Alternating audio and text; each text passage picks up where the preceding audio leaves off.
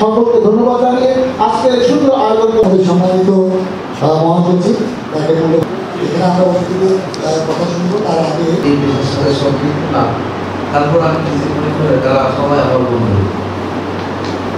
এই পেশায় যারা থাকে আমি প্রথম দিন আমার আসলে শিক্ষক হিসেবে আমার পরিচয় তো শিক্ষক হিসেবে আমরা ক্লাসে শিক্ষার্থীদেরকে জ্ঞান গল্প আলোচনা করি, যতটুকু আমাদের মাঝে জ্ঞান আছে বিতরণ করার চেষ্টা করি। এই ব্রত নিয়ে এই শিক্ষকতার পেশায় এসেছি।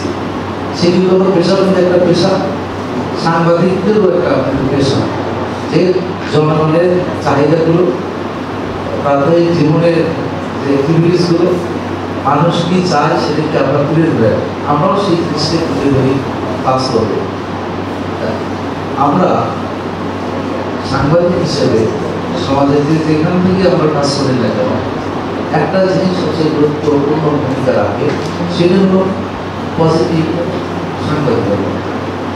পজিটিভটার এই জন্য যারা আপনারা আঞ্চলিক সাংবাদিক পেশায় নিয়োজিত আছেন, ওই এলাকার প্রবলেমগুলো কি, মানুষের চাহিদাগুলো কি, অর্থনৈতিক বিষয়গুলো কি, এগুলো যদি আমরা যথাযথ প্রক্রিয়ার মাধ্যমে তুলে ধরার একটা ভালো অবস্থায় পাই, সেটাকে তুলে ধরার আমাদের দায়িত্ব এবং কর্তব্য।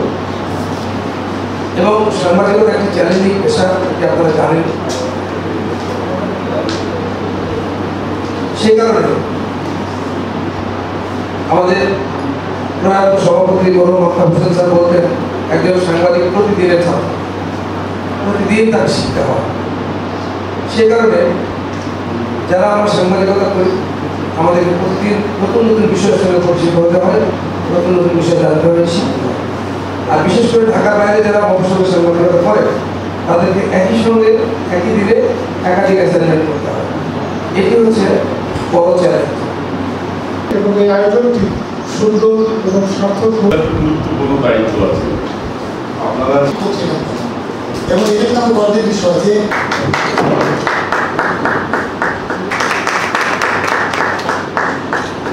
হাত দিয়ে